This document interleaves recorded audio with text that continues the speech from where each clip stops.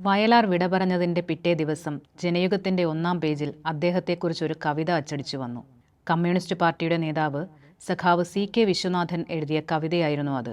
വൈക്കത്തെ communist പ്രസ്ഥാനത്തിന് അടിത്തറ തീർത്ത സഖാവ് CK പിന്നീട് പാർട്ടിയുടെ കോട്ടയം ജില്ലാ സെക്രട്ടറിയുടെയും സംസ്ഥാന അസിസ്റ്റന്റ് സെക്രട്ടറിയുടെയും അടക്കം പ്രധാന ചുമതലകൾ വഹിച്ചിട്ടുണ്ട്. 4-ാം ക്ലാസ് വരെ മാത്രം ഔപചാരിക വിദ്യാഭ്യാസം നേടിയ സഖാവ് നീണ്ട കാലത്തെ ജയിൽവാസത്തിനിടയിൽ വായനയിലൂടെയും മറ്റും ഇംഗ്ലീഷും സംസ്കൃതവും അടക്കമുള്ള ഭാഷകളിൽ സ്വയം ആർജിച്ച വിദ്യാഭ്യാസമാണ് എഴുത്തിനും പ്രസംഗത്തിനുമെല്ലാമുള്ള കരുത്താക്കി മാറ്റിയത്. നമ്മുടെ പ്രിയപ്പെട്ട സംസ്ഥാന സെക്രട്ടറി സഖാവ് ബിനോയ് വിശ്വത്തിൻ്റെ പിതാവ് കൂടിയായ സഖാവ് CK വിശ്വനാഥൻ വയലാർ വിട പറഞ്ഞ ആ രാത്രിയിൽ ഇവിടെ ഈ സംസ്ഥാന കൗൺസിൽ ഓഫീസിൽ ഇരുന്നെഴുതിയ വയലാർ എന്ന കവിത ഇപ്റ്റിയുടെ കലാകാരിയായ KR രചന അവതരിപ്പിക്കുന്നു. അന്തിമഘട്ടത്തോടടുക്കുമീ നൂറ്റാണ്ടിൻ ചന്തവും അതിലേറെ ആത്മാവിൻ നിനാദവും തൻ്റെ പൊന്മുരളിയിൽ സ്വന്ത ശൈലിയിലെന്ത് സുന്ദരമായിട്ടാണ് വയലാർ രചിച്ചത്. വിപ്ലവത്തിൻ്റെ വീര്യവീചികൾ, ലോക തത്വശാസ്ത്രത്തിൻ നാനാ നവരത്നങ്ങൾ, ഇവയെല്ലാം സർഗസുന്ദരമായ ശബ്ദത്തിൻ പകർത്തിയ സ്നേഹഗായകനിത നമ്മെ വിട്ടകന്നല്ലോ.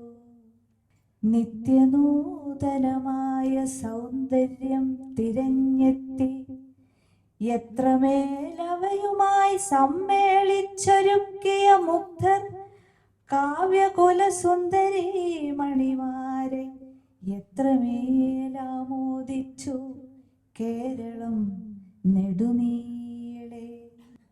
അധ്വാനിപ്പവരുടെ വിയർപ്പിൻ കണികകൾ രത്നകൂമ്പാരത്തെക്കാളേറെ മാനിച്ചും കൊണ്ട് സത്യസിംഹാസനത്തിൽ ചക്രവർത്തിയായി വാണ വിപ്ലവ പ്രസ്ഥാനത്തിൻ സ്വർണത്തൂലിക പോയി അഗ്നിപർവ്വതം പോലെ വിപ്ലവാവേശം പൂണ്ട ചിത്തത്തിൻ സുരഭില ശൂന്യഭാവങ്ങൾ പുൽകുന്നൊരു ശബ്ദസുന്ദരമായ വേണുവിലൂടെ ലോകശത്രുവേ വെല്ലാൻ കാവ്യശസ്ത്രങ്ങൾ വിരചിച്ച കാവ്യകേരളത്തിൻ്റെ ധീരമാം മനസ്സാക്ഷി ഭാവി കേരളത്തിൻ്റെ ആത്മാവായി പ്രശോഭിക്കും.